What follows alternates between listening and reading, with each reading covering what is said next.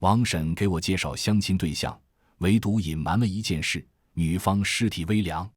我拿着女方的照片，美滋滋地去了小山村。女方的父母对我非常满意，不光留我吃饭，还开了一瓶茅台酒。我喝得微醺，就感觉自己脑袋一沉。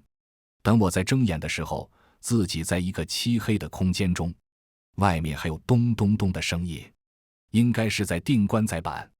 坏了，这结的是冥婚。大家好，欢迎来到我的频道。放老子出去！你们这是杀人，犯法的！我在棺材里面不断地挣扎，想要推开棺材板，但是棺材板被钉了一半，我根本推不开。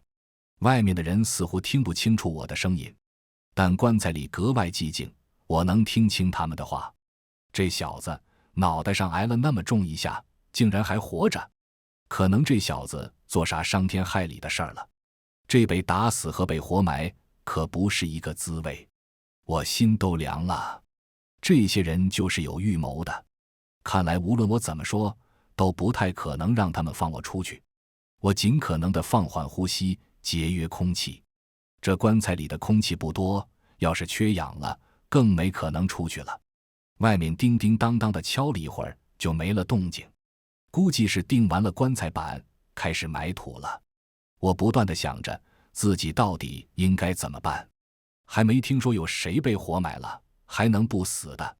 我静静地思考问题的关键。现在的问题主要是氧气不够，如果氧气足够，至少1-2天的时间，我是不会有生命危险的。我摸索了一下后腰，因为喜欢手工的缘故，我的钥匙串上有一把小号的瑞士军刀。我靠着摸索找到了钻孔锥，我在棺材板上拧动了几下。现在的棺材板都不是实木的，而是胶合板。我能感觉到钻孔锥很轻松的就打出了一个孔洞，可很快我就发现了不对劲。第一个钻孔打开，沙土就从孔洞里掉了下来，孔洞再次被堵死了。这些家伙挖的坟还挺深，我只能重新疏通这个钻孔，直到我的脑袋附近全是土，这个钻孔才疏通完成，留出了一个可以让空气流通的孔洞。可此时的我已经开始昏昏沉沉，孔洞太小，流入的空气太少，我已经开始出现缺氧的症状。而根据我的估算，单单清理这么一个孔洞，我至少花费了15分钟。棺材里的氧气已经不剩多少，我狠狠地咬了一下自己的舌头，疼痛让我清醒了不少。我继续在头上打第二个孔洞，因为距离第一个孔洞不算远，这次落下来的沙土不算多，几分钟就清理好了一个孔洞。随着2个孔洞的出现，氧气危机已经缓解了不少。我开始思索自己要怎么出去，将一排孔洞连成一片就能打开木板，但是想要让我能出去，这一片孔洞起码需要上百个。我只能耐心地慢慢钻着孔洞，希望自己早点从这里出去。我一边钻孔一边怒骂王婶，这女人也不打听清楚就乱介绍，老子要是死了，王婶就是杀人犯的帮凶，等老子回去了，一定要找王婶讨个说法。我挖到筋疲力竭，不知不觉在棺材里睡着了。正睡觉的时候，我忽然听到了吵闹的声音。我睁开眼就听到了外面的声音，似乎有很多人在敲锣打鼓。一个老头说着：“闺女啊，你总算是嫁人了，嫁出去的女儿泼出去的水，以后就别回来了。”原来时间已经到了第2天，正是真正冥婚的日子。除了老头的声音，我还听到了女人的哭声。我心说，这家人虽然是损了点，但是也算是疼女儿。可很快我就发现不对劲，那女人的哭声是从棺材里传来的。天灵灵，地灵灵，大姐，你是谁？你别吓我！我在棺材里动弹不得，只有双手能勉强抬起来。可棺材里没有任何人回应我。我拿出手机打开了手电筒，但是左右两边什么都没有。我仔细聆听，棺材里女人的哭声消失不见了，只有外面的人在烧香祭拜，念念有词。难道是我刚刚听错了？我上下打量着这棺材，应该只能容纳我一个人，再有一个女人也不可能塞进来。忽然，我有了另一个想法，难道我的旁边还有另一口棺材，里面也装着一个被活埋的女人？有这种可能？我不敢继续钻孔，生怕被外面的人发现。要是他们重新封死棺材，我可就真死定了。等了许久，他们才离开。我在棺材里仍旧感觉头皮发麻。那女人的哭声出现以后，我总觉得有什么东西在盯着我，那种感觉让我一身冷汗。即便是8月如火的天气，也仍旧无法掩盖这种阴冷。等人群散开，我立刻继续钻孔。随着孔洞越来越多，我用力狠狠地推了一下棺材板，棺材板发出咔嚓咔嚓的声音，似乎这胶合板并不是很牢固，很快就要断裂。但是在棺材里不好发力，更是没办法用脚踹，我只能继续钻孔。等所有的孔洞都钻好了，我重新用力向外顶棺材板，奈何棺材板虽然发出了碎裂的声音，但是上面盖着的土何止几十斤，我用尽全力想要顶开，却也很难发力。忽然，我感觉一股潮湿进入了棺材里。我仔细地听着外面的声音，是雨声，下雨了，而且非常大，应该是大暴雨的那种。我不断地用力向外顶，大暴雨的冲刷之下，沙土变得更加滑腻。在我第5次用力以后，上面的土都被顶得落到了两边。随着棺材板最后一块彻底断裂，我终于从棺材里钻了出来。我大口大口地喘着气，虽然打孔能出气，但是在棺材那么小的空间中仍旧压抑无比。我坐在棺材里，看着旁边的墓碑，墓碑上写着我的名字和一个叫周婉瑜的女人。我有些头皮发麻。王婶给我的照片明明说这姑娘叫黄莹莹，我怎么会和一个叫周婉瑜的女人合葬在一起？我看了看旁边属于周婉瑜的棺材位置，之前听到了女人的哭声，莫不是这个周婉瑜也是被拉来配冥婚的？我刨开了土，看到了下面的棺材，只是这棺材让我眉头紧皱，应该年头很久，都有了一些腐败的迹象。棺材的一角都已经破损了。我拿着手机的手电筒对着破损的一角照进去，里面是一个骨灰盒。这个周婉瑜都已经火化了，那女人的哭声一定不是这里传出来的。我也不敢多想，打算赶紧离开这里。等离开了山头，我就立刻报案。这里也不知道怎么回事，在棺材里手机没信号，我理解，但是出来了，手机同样没信号，可能是地方偏远导致的。我刚要往山下走，就感觉到有什么人拉住了我的脚踝。谁？我猛地回头，却发现连个鬼影子都没有。可是刚刚明明有人抓着我的脚脖子。我看了看四周，觉得可能是被树枝刮到了。我又看了2圈，确定没问题以后，才继续往下走。我嘴里骂骂咧咧的，等到山下一定要报警，把这群村民全抓起来。都什么年代了，还活埋人？我走了一段距离，就拿出手机，想要看看有没有信号。我也不知道自己在什么地方，如果有信号了，就可以让警察来救我。就算警察没找到我，有信号了，也可以使用手机地图，到时候离开也更加方便一些。可是打开手机的时候，我发现这地方仍旧太偏远。看着远方的一片荒地，我也不知道还要走多远才能到山下。就这么走了约莫1个小时，我发现眼前的景色没有任何变化。我琢磨着，这群人是把我带到什么地方来了？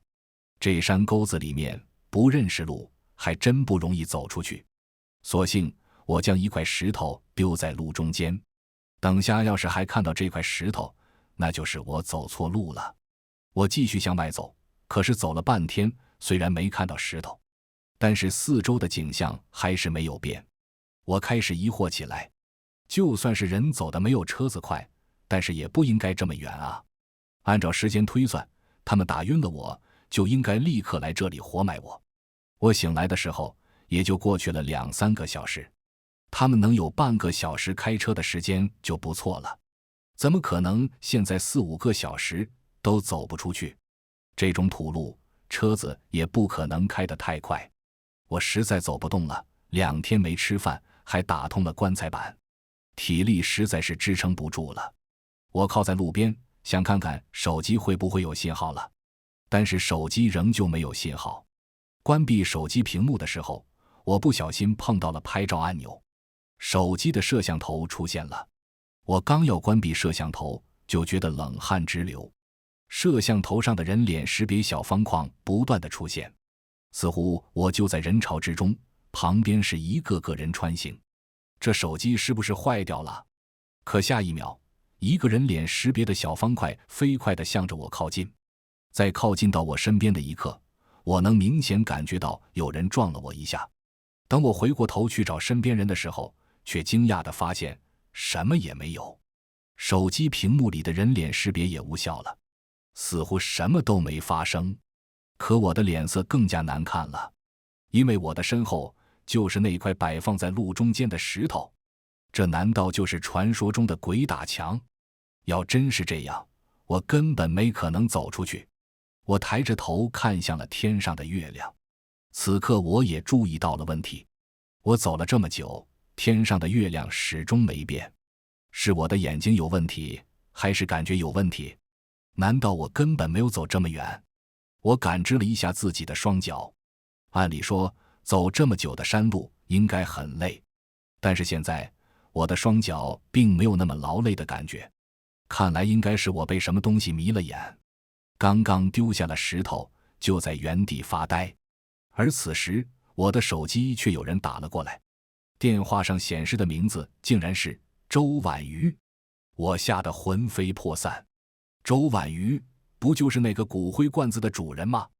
他都死了不知道多久了，怎么可能会打电话来？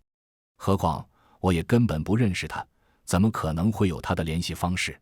显然这不是一个正常的电话。电话声仿佛催命符一样不断地传来，我全身颤抖，想要等待电话声自己结束。很快，电话如我所愿地停下，一条来自周婉瑜的信息发来：老公，怎么没回家吃饭？我头皮发麻，这怎么回事？为什么这个周婉瑜叫我老公？难道冥婚真的成功了？还是说我只要躺在棺材里就成了这个周婉瑜的老公？可问题是，我相亲的人根本不是周婉瑜，而是黄莹莹。这到底是怎么回事？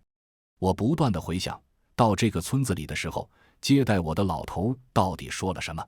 想了一会儿，我就确定自己并没有记错，相亲的对象就是黄莹莹，而且对方是黄莹莹的亲爹和后妈。吃饭的时候，黄莹莹的亲爹还说自家孩子从小没有妈，性格不太好。唯一让我拿不准的地方就是我没有亲自见到黄莹莹。黄莹莹的爹说女儿没在家，他能定下来这件事。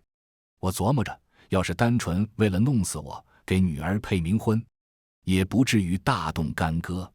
后来拿出来的那瓶茅台酒，黄莹莹老爹都说了，是专门留给见姑爷时候喝的。庄家人弄一瓶茅台酒不容易，所以也没必要为了一个将死之人拿出来浪费。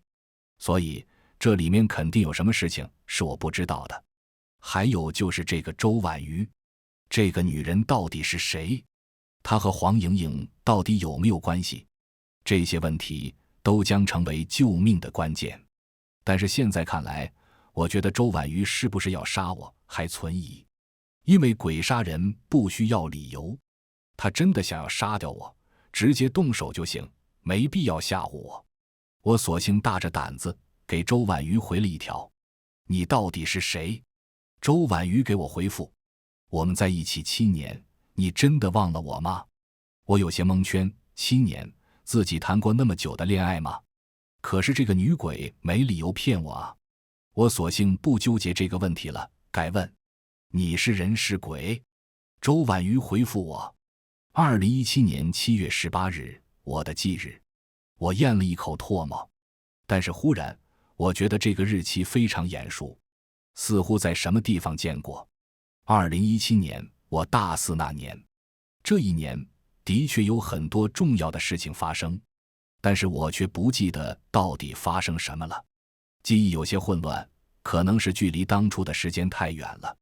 不过，即便如此，我对于周婉瑜这个名字也非常陌生。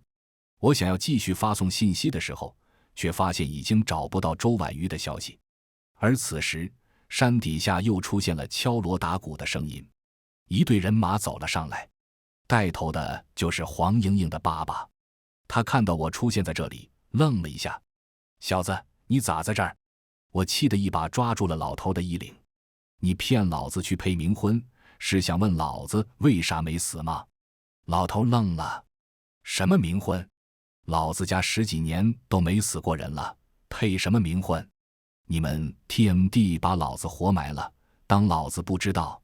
我暴怒地想要去弄死黄莹莹的老爹。一群人把我拦了下来，他们让我好好说。我只能把在山上经历的事情全都讲了一遍，包括自己怎么从棺材里出来的。讲这事儿的时候，所有人都神情严肃。等讲完了，黄莹莹的老爸咽了一口唾沫：“你说给你配冥婚的人叫啥？”我咬着牙：“周婉瑜。”黄莹莹的老爸仿佛失了魂，一屁股坐在地上，嘴里念叨着：“完了，全完了，这姑娘还是没放过咱们啊！”我皱着眉：“怎么回事？”黄莹莹的老爸告诉我，这个周婉瑜不是他们村子里的人。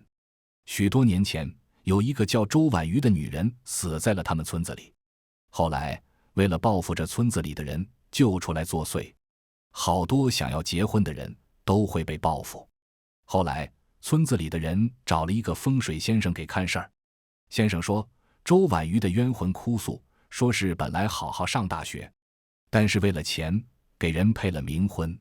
本来呢，配冥婚的本家说，只要在棺材里待2个小时就行，还留了透气孔，不会出事。可不知道出了什么问题，第2天棺材才打开，周婉瑜被活生生地憋死在棺材里。棺材盖子上全是周婉瑜抓挠出来的血印子。村子里的人赔了不少钱，然后把周婉瑜火化了，埋在了里面。知道了前因后果，这位先生也就让人给周婉瑜又做了一场法事。后来几年的时间，周婉瑜也就不出来作祟了。没想到如今这个周婉瑜再一次出来了，估计是上一次风水先生做的封印被破了。我将信将疑地看着他们，这群人怕不是为了推卸责任，所以故意哄骗我的吧？毕竟我就算没死，他们也是谋杀未遂，同样要蹲大牢的。但是他们却一口咬定我那天喝多了酒，自己一个人要离开的。黄莹莹老爸还说，你当时突然就清醒了，说是必须要回城里，等那几天以后再来娶我闺女。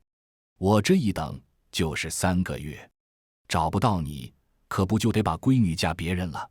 我愣了。你说多久？黄莹莹老爸看着我，3个月啊！我只觉得自己血都凉了。我竟然被压在棺材里3个月，这3个月我怎么过来的？没饿死已经是奇迹了。我立刻拿出手机，打开了自拍摄像头。摄像头里的我虽然样子没变，却瘦得仿佛骨头架子。黄莹莹的老爸看着我，有些不知道应该说什么。他琢磨半天才开口：“孩子，你看这婚事。”我摆了摆手：“您闺女不是和别人订婚了吗？那咱们之前说的就算了。”谁也没想到会出这么一档事。黄莹莹老爸赶忙道谢：“其实我是有些害怕这个地方，这只是订婚，就在棺材里躺了3个月，要是结婚，指不定会出什么事儿呢。”黄莹莹他们一家往山上走，结婚前要祭祖。我往山下走，到了村子里，我琢磨着找个地方休息一晚上再说。毕竟黄莹莹订婚了，我不可能再去他们家住。我找了一户人家，可刚说自己是黄莹莹一家的朋友，他家没地方住，想求个地方住，那人就吓得差点跳起来：“你胡说八道什么？黄莹莹一家死好几年了，房子都拆了。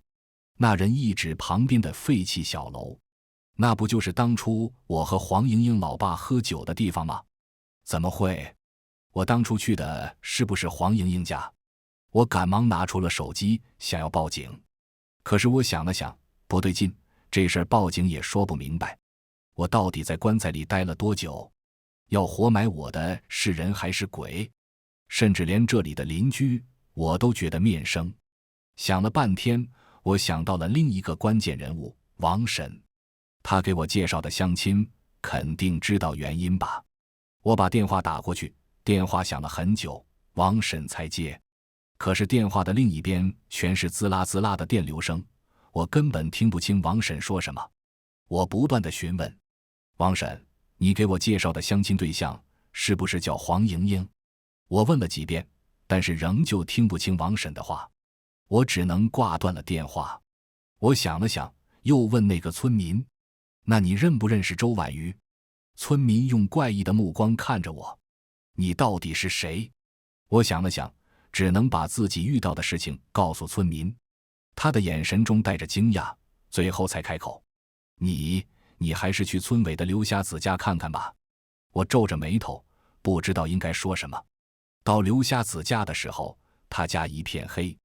我想想也对，一个瞎子不需要开灯。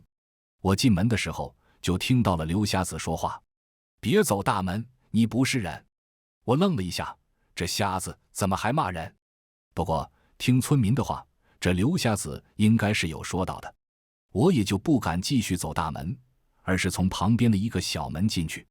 刘瞎子又说话了，你呀，得了便宜赶紧走就是了。我一头雾水，您老这是啥意思？我差点死了，咋就得便宜了？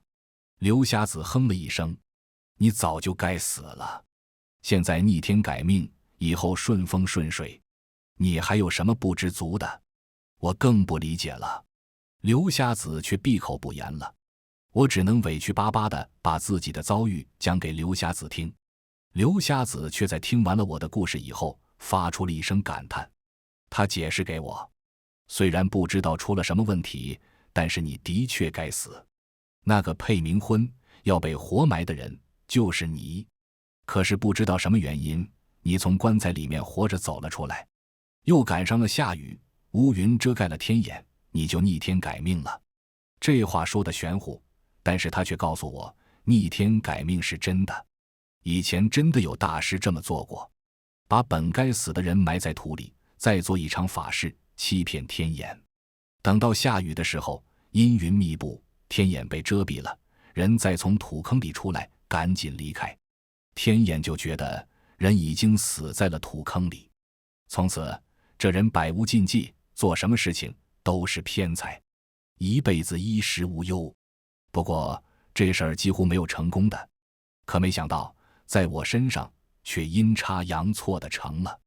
我看着刘瞎子，虽然逆天改命是好事，但是我也得知道自己到底遇到了什么。要是还有冤魂索命之类的事儿，我也活不下去。刘瞎子刚想说些什么，忽然阴风骤起，两边的房门紧紧闭上，一股无形的力量掐住了刘瞎子的脖子。我赫然看到刘瞎子背后的墙壁上竟然出现了血色爪痕。救我！刘瞎子发出痛苦的哀嚎。我刚要伸手去救人，一个桌子便倒了下来，那东西似乎不许我救刘瞎子。我还没缓过神，就看到刘瞎子被那东西拧断了脖子。我吓得转身想跑，可是刚一扭头，就感觉到了一股阴冷的气息从我背后出现，一双女人的手搭在了我的肩膀上。我想要逃，可是脚根本不听使唤。一个女人的脑袋靠在我的肩膀上，我不会害你，只是有事求你。我哆哆嗦嗦的，不知道应不应该回答。女人声音却带着幽怨，我倒也不求你做什么伤天害理的事情。这村里有一座庙，你只需要揭开庙里的黄符就行。女人顿了一下，你离不开这村子，也是因为那道黄符。我一愣，倒是觉得这女人说的有道理。毕竟他杀刘瞎子的时候，我可是看到了，捏死我和捏死一只蚂蚁没什么差别，他也不必这样。我哆哆嗦嗦地开口：你是谁？女人已经离开了我的身后，但是声音仍旧在我的耳边响起：周婉瑜。果然是这个女人。我从刘瞎子家出来，赶忙去找了村里的人，告诉他们刘瞎子死了。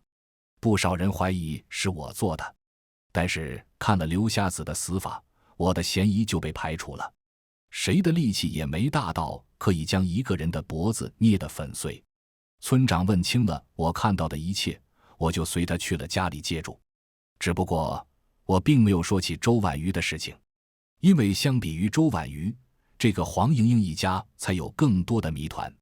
等吃过了晚饭，我问村长：大叔，能给我说说黄莹莹一家的事儿吗？村长皱眉看着我：你咋知道黄莹莹的？我叹了口气，说来也邪乎，我是被人骗过来相亲的，相亲的对象就是黄莹莹。我把自己在山上的事情说了一遍，但是关于周婉瑜的事情，我全部隐瞒了。村长听得眉头紧皱，然后叹了口气：黄莹莹的事儿是个孽啊。村长告诉我，黄莹莹其实死了10几年了，这么多年始终在给黄莹莹配冥婚。因为黄莹莹其实不是正常死亡，而是被男人侮辱之后杀害的。她对男人的怨气很重，所以就要用配冥婚这样的方式来解决黄莹莹的怨气。黄莹莹的坟就在山上，这10几年来始终都在给黄莹莹配冥婚，但是每一次都不成功。人埋进去1年以后，总会因为一些特别的原因，尸体从棺材里掉出来，要么是蛇虫鼠蚁打穿了棺材板，要么是山洪塌方，整个棺材都掉出来。只要棺材掉出来，3天之内必有人遇害，所以村子里不得已只能用这样的法子。村里唯一的能人李瞎子说，这是黄莹莹不满意冥婚对象。后来村子里的人没办法，只能去骗大学生。除了我之外，已经埋进去3个了。后来听说是黄莹莹怨气太重，直接把自己家都给灭了，全家人都被挂在了房梁上。警察也知道了这件事，但是凶手都死了，也就查无可查了。村长说了黄莹莹坟的位置，可在我的记忆中，那山上只有一个坟，碑上的名字是周婉瑜。我想去问一下关于周婉瑜的事情，但是想了想，觉得这个周婉瑜应该没那么简单，否则阴魂出问题，死了人也是他自己的选择，怨气不一定有黄莹莹的大。可是到目前为止，我都没见到黄莹莹的鬼魂，这意味着周婉瑜的事情不简单，甚至很可能要比黄莹莹更加惨烈。村长不一定会把这种秘密的事情告诉我。简单思考以后，我又问了另一件事：村长，村里的庙是怎么回事？村长叹了口气：这庙啊，就是镇压黄莹莹的。当初黄莹莹杀光了自家人，并没有停止杀戮，而是不断在村子里索命。村子里没办法，只能请能人异士出手帮忙。请来的大师和李瞎子一起做法，弄了这么一座庙。庙在，所以村子这么长时间也没再出问题。我思索着，这庙如果真的是为了镇压黄莹莹的，那和周婉瑜是什么关系？为什么周婉瑜会说我出不去，也是因为庙里的黄符？村长的话里应该还隐瞒了什么，只是我已经没办法继续问下去。我也没有贸然听周婉瑜的话，而是决定再研究一下到底怎么办。如果解开庙里的黄符可能会让村子血流成河的话，那我该怎么办？就算是村子里有恶人，也总要给我一个他们的取死之道吧。我睡了一夜，第2天的时候决定再次上山看看。我明明记得上面是周婉瑜的墓，而且棺材已经破败，露出了里面的骨灰罐。可是为什么村长说山上是黄莹莹的墓？我一个人上山，没有被任何人发现。等到了山上以后，我愣在了原地。这里哪有什么周婉瑜的墓？只有一个孤零零的坟头，墓碑上写着黄莹莹3个字。黄莹莹的墓穴旁边是一个大坑，应该有什么东西从里面掉出来了。时间应该过了很久，那些里面的土都已经干燥。按照村长的说法，这个大坑里就是冥婚的男人，只不过因为天灾人祸，棺材掉出去了。我看了一眼上面黄莹莹的照片，和王婶给我的相亲对象一模一样。我怒骂王婶这个老不死的，竟然让我来送死。我拿出手机，这次倒是有了信号。我拨通了王婶的电话，接电话的是一个男人。我怒气冲冲：王婶呢？电话里的男人开口：你王婶昨天晚上去世了，我是她老伴儿，有什么事儿你和我说。我愣在了原地，经过简单的询问，我才知道王婶昨天晚上接了一个莫名其妙的电话以后，就心脏病突发去世了。他说的那个时间刚好是我给王婶打电话的时候，但是王婶手机上的来电显示是乱码，去了移动公司查询电话号码的来源，同样无法查找。我脊背发凉，难不成昨天我在什么特别的地方？所以打过去的电话根本不属于这个世界。我不断地念叨着黄莹莹和周婉瑜2个名字，似乎只有这2个名字才是唯一的救命稻草。我打开了手机的网页，关于黄莹莹，我没有找到什么有用的信息，但是周婉瑜竟然和我在同一所中学。姜老师，我想和您打听一个人。我把电话拨通给了我的中学班主任。姜老师很热情：小张啊，你说。我问起了周婉瑜这个人。姜老师想了想，才回忆起来。在姜老师的印象中，周婉瑜是一个很文静的女孩，基本上属于班级的那种小透明。如果不是语文成绩特别好，很难让姜老师注意到。毕业以后，周婉瑜也和其他的老师、同学没什么联系。我又给其他能联系到的同学打去了电话，但是关于这个周婉瑜，大家的印象都不深。唯一的线索是，周婉瑜似乎和我在同一个城市上大学，也就是说，我们在同一个大学城。这让我很疑惑。我学习成绩不好，能去3本院校学习，已经算是当年走了狗屎运。但是听其他同学说，周婉瑜的学习成绩很好，上个1本院校不成问题，最差也能去2本的顶尖院校。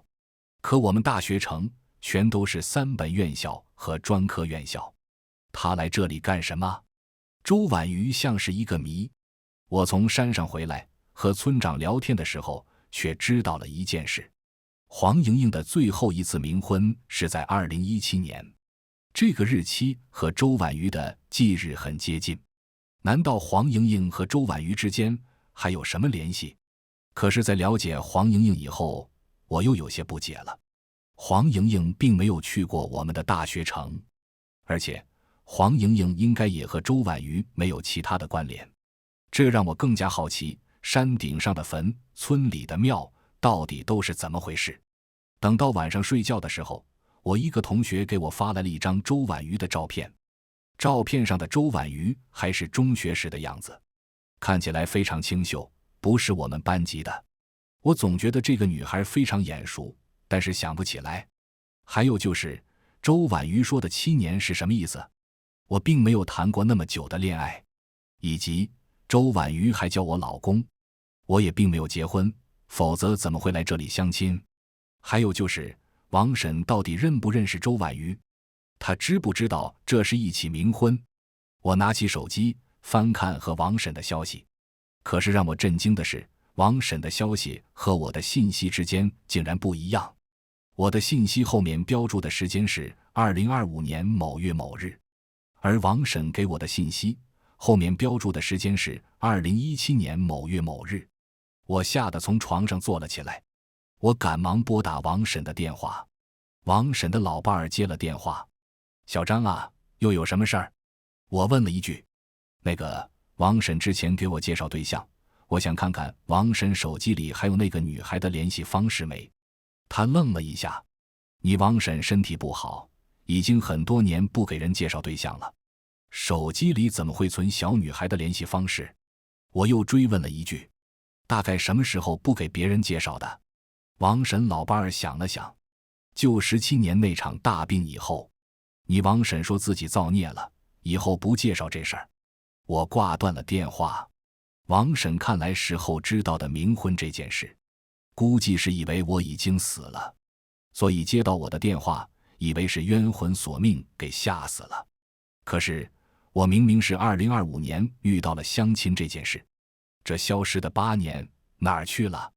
夜深人静，我一个人走到了村子里的庙中，我心中不断地念叨着：周婉瑜，我和你无冤无仇，你可不要害我。话虽如此，可是不拿下那张黄符，我也不知道自己怎么离开。刚刚来庙里之前，我也试着往出走了一段路，可是走着走着就起了大雾。我转了2圈，又回到了村子里，似乎有什么东西困住了我。我到了庙里的时候，一个人也没有。那张黄符就在横梁上，起码3米多高。我看着庙里的神像，愣住了。这神像似乎和传统意义上的不太一样，至少寻常寺庙里应该不会供奉。青面獠牙，看起来像极了厉鬼。我对着神像鞠躬，然后慢慢地爬上案台，打算将黄符撕下来。我刚要触摸黄符，就感觉到身后有一个女人抱住了我。女人在我的耳边低语：你就这么撕下来，可是会死的。我吓得一哆嗦，却不敢回头去看那女人。女人继续在我的耳边低语：神像后面有一张符箓，你拿着去山上，把符箓贴在黄莹莹的棺材上，然后去东边3户人家的门口，把门上的门神撕下来，最后再来撕下黄符，你就可以离开村子了。女人说完话就消失不见。我按照女人的吩咐做好了一切。重新回到寺庙的时候，我伸出手，却并没有直接撕下黄符。我问：你是周婉瑜吧？我们见过吗？那种阴冷的感觉再次出现。他从后面抱住我：见过我，你很好。我看了看外面的天色，还有一些时间，给我讲讲你的故事吧。周婉瑜迟疑了片刻，还是同意了。我和周婉瑜的第一次见面，是她在学校被其他女生霸凌。因为学习成绩好，加上很腼腆，她被学校的一些不良少女看不顺眼。她被欺负的时候，我刚好路过。作为一个学习不怎么好的校霸，我只是顺手驱赶了他们，这也让周婉瑜幸免于难。可能是因为从来没有朋友的缘故，一点点不经意间的好就被周婉瑜当成了宝。她自己说她暗恋我7年，这一点让我很诧异，因为我从未感觉到这一点，甚至连周婉瑜这个人都不太清楚。可能这就是最纯粹的暗恋。不过周婉瑜倒是对我的一举一动都了如指掌，甚至有一点偷窥的感觉。但现在人鬼殊途，也不知道应该说些什么。周婉瑜在听说我要和一个叫黄莹莹的人相亲以后，她开始调查黄莹莹的资料。后来她发现这是一场冥婚，为了让我不出事，她找到了本家的一个叔叔。这个叔叔是一个世外高人，能镇压邪祟。于是周婉瑜就和他叔叔约定在黄莹莹所在的地方见面。可没想到，在黄莹莹身上发生的事情也在周婉瑜身上发生了。结果他叔叔来了以后，修建了这座庙，将附近的邪祟全部镇压下来。他也离不开这里，更不能害人。我因为7天改命的原因，也被认为是邪祟，所以无法离开。至于我为什么会在8年以后才接到当年王婶的话，那是因为8年后的我同样命里有一劫。周婉瑜将当年截留的信息用鬼的方式发送了出来，所以我能看到8年前的消息。为了让我躲过这一劫，周婉瑜才弄了这么一场冥婚，帮我7天改命。其实我想告诉周婉瑜，其实她当时说出来就行。可是周婉瑜捂住了我的嘴巴，轻声说了一句：性格决定命运。我不知道应该说些什么，但是事实如此。周婉瑜的性格注定她不会直接过来和我表白，更不可能将危险告诉我，只是默默地在远方看着。我抬起手，从庙里摘下了黄符。这张黄符叫往生符，主持人鬼秩序，人和鬼无法相见。而我这种欺天改命的人，虽然可以和人相见，却无法走出这张黄符的范围。摘下黄符的刹那，我听到另一个女人的声音响起：“你是我的小相公吗？”新来的相公还不错，比周婉瑜更加阴冷的感觉出现。我看向山顶，黄莹莹似乎要从棺材里面出来了，可是刹那间，我就听到了撕心裂肺的嚎叫声。那张贴在棺材上的符箓是五雷天师符。黄莹莹刚从棺材里出来，就被符箓劈得魂飞魄散。这女人仇恨男人没错，但是杀了该死的人，还要祸害更多的人，已有取死之道。周婉瑜第一次走到我的面前来，她是个清秀的女孩，只是整个人惨白无比。她对我露出一抹微笑，然后转身离开了庙里。我从庙里出去的时候，那3户被撕掉门神的人家已经全被挂在了院子里的树上，还有人没断气，翻着白眼等着救命。我理也没理，径直离开了村子。这一场冥婚算是有惊无险，只是唯一让我心里郁闷的是，周婉瑜是个不该死的人。全文完，感谢您的观看，每天上新精彩小说，喜欢就订阅吧。